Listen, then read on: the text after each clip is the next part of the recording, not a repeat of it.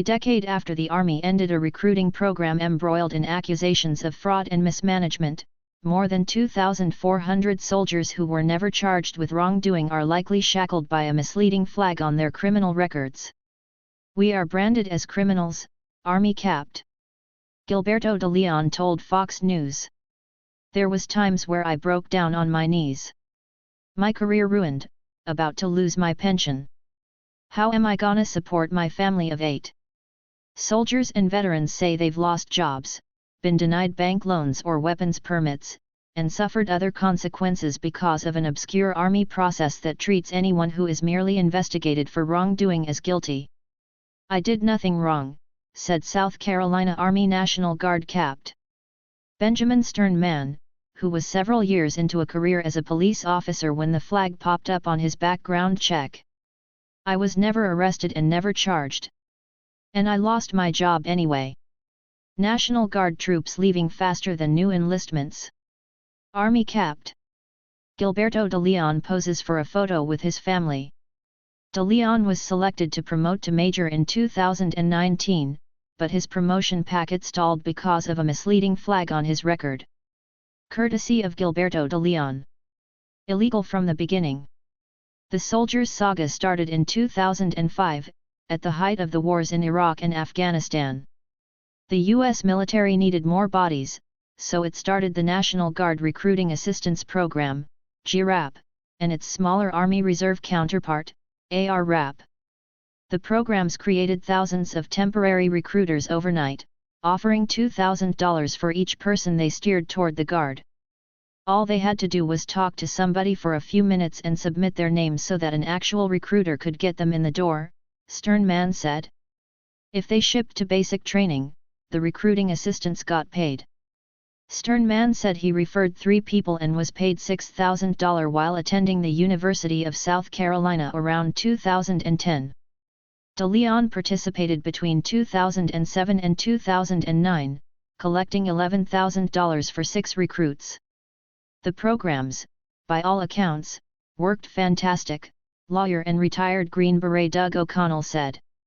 The Army enlisted more than 150,000 new recruits and reported spending around $459.4 million on the programs.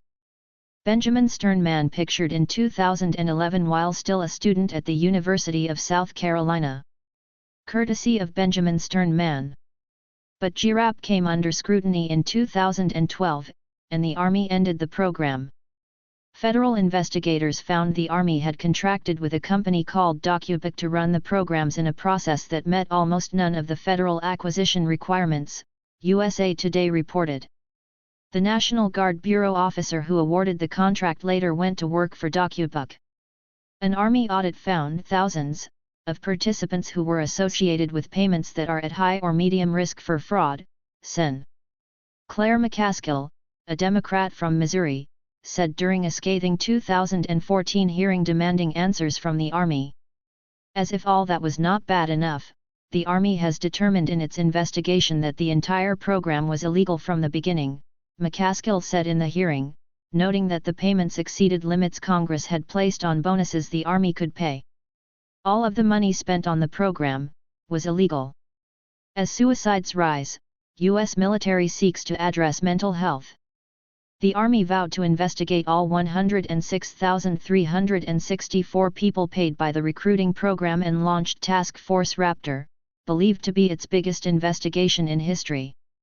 Critics of the probes argue that the Army's Criminal Investigation Division, CID, agents made sloppy cases against the recruiting assistants, accusing them of stealing personal information from recruits they had never met and collecting payment as if they had referred them to the Guard. Former recruiting assistants and their lawyers say CID cold-called troops as much as a decade after the fact and asked if they remembered who referred them to the Guard. If they didn't say the recruiting assistant's name, the investigators assumed the recruiting assistant was guilty of criminal misconduct, which is absolutely ridiculous, said O'Connell, who has represented around 225 GRAP participants in both civil and criminal cases. In many cases that I've worked on, we've been able to prove the recruiting assistant didn't do anything wrong once they were shown a picture of my client.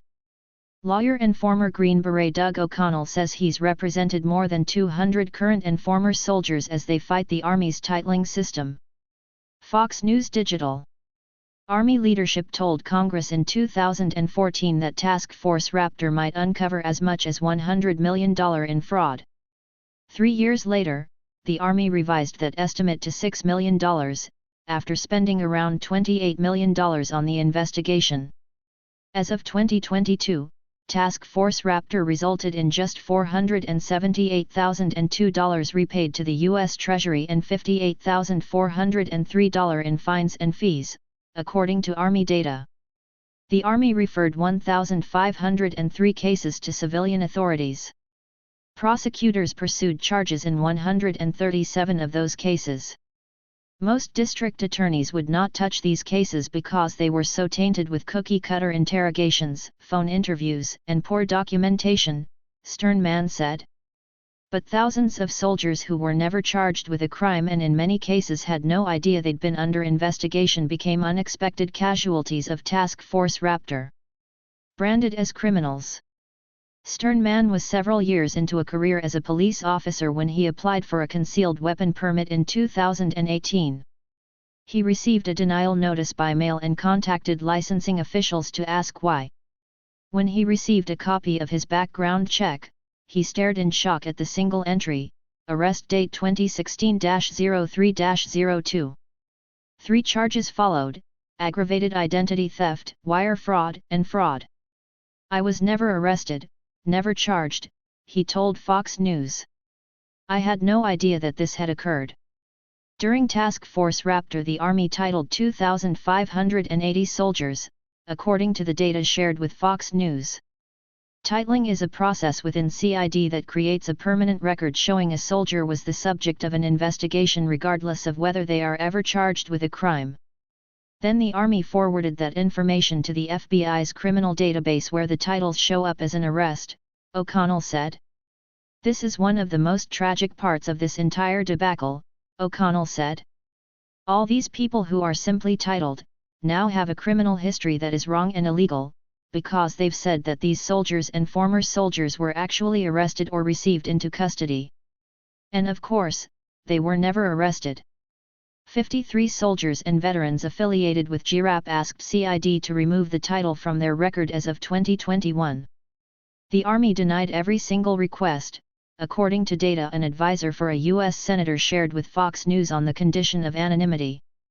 Army spokesman Matt Leonard said 10 more people asked the Army to remove their titles in fiscal year 2022.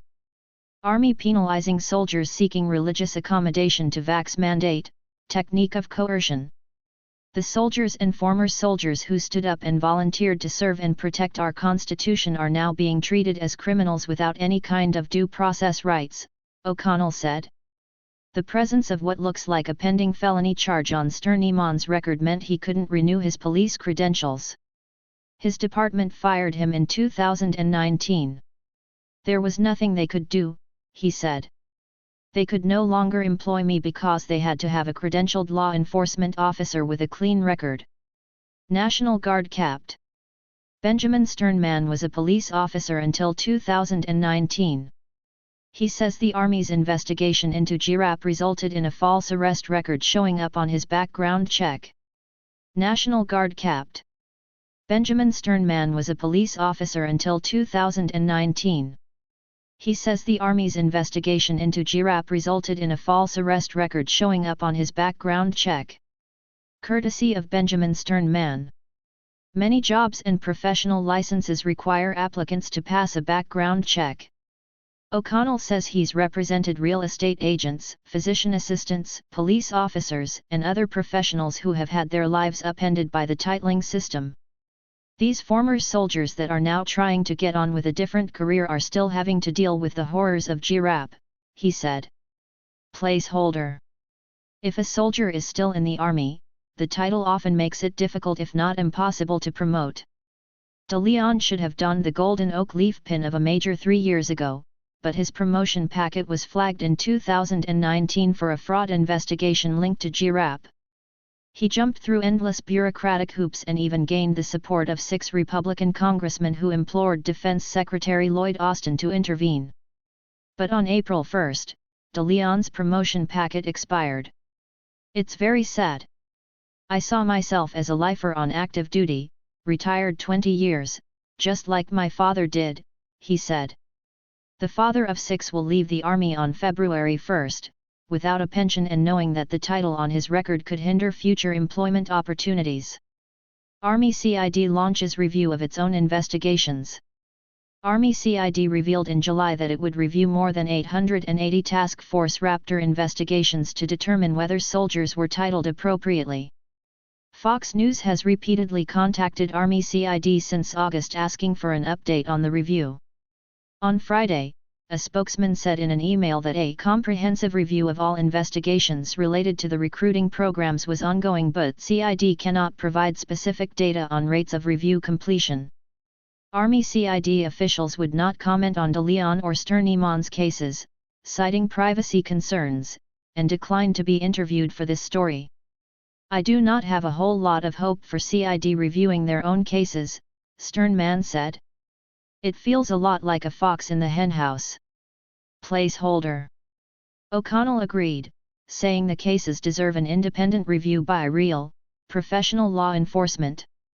Lawyer Doug O'Connell says this redacted background check shows how a title can be misrepresented as an arrest record. Lawyer Doug O'Connell says this redacted background check shows how a title can be misrepresented as an arrest record. Doug O'Connell. DeLeon's case was reopened prior to the larger review, after a flurry of publicity surrounding his scuttled promotion. An agent interviewed DeLeon in May, with his lawyer Jeffrey Adicott present. In a recording of the CID interview DeLeon shared with Fox News, Adicott can be heard asking the CID agent if he has experience with GRAP cases. "This is actually my first," the agent replied. Adicott and DeLeon can be heard getting frustrated several times in the conversation with the agent's apparent lack of knowledge of GRAP, the titling system and its ramifications. The agent apparently requested that they explain GRAP to him at the start of the conversation. Toward the end of the interview, the agent can be heard saying, "Like I said, my first question, I had it written down in my notes. What the F is GRAP?" Adicott interjects. Placeholder. "Please explain GRAP to me," the agent repeats, more diplomatically. Victim speaks out after Navy denies fuel-contaminated water caused injuries, affected in nearly every way. On July 6, Army CID closed the case while maintaining its original determination that probable cause existed that DeLeon committed larceny, identity theft, and wire fraud. In the CID report there is not a single mention of any GRAP rule that was allegedly violated by CPT De Leon, only a vague fraud allegation, Adicott told Fox News in an email. Adicott is a retired Army lieutenant colonel who has represented numerous former recruiting assistants in GRAP cases. Agents appear to have only interviewed one person during their review, whose name is redacted.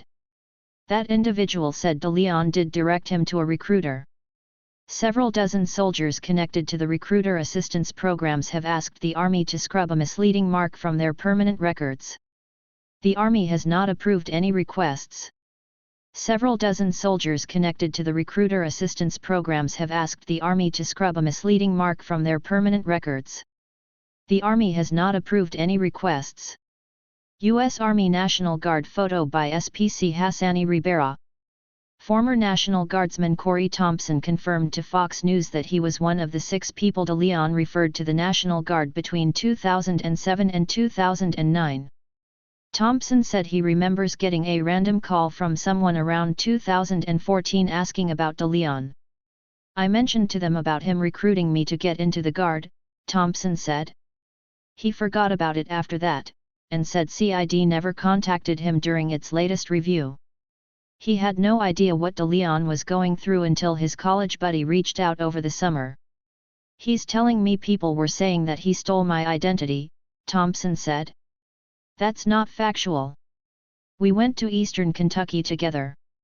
We ate food together. We had multiple drinks together. We know each other." Thompson described de Leon as a very motivated, enthusiastic person who made people like him look forward to joining the National Guard. To smear his name like this is just completely wrong, he said. There's cowardice in our leadership.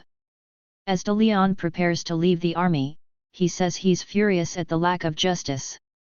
Why does it seem like accountability stops at the Pentagon?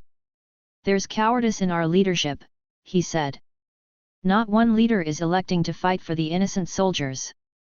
Adicott said it's high time for congressional hearings into the CID witch hunts that have ruined the lives of hundreds of innocent soldiers over the years.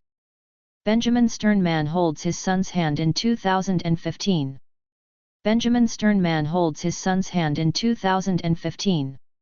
Courtesy of Benjamin Sternman. Sternman said Sid's actions have caused constant stress and anxiety for his whole family, all over $6,000 he received more than 10 years ago.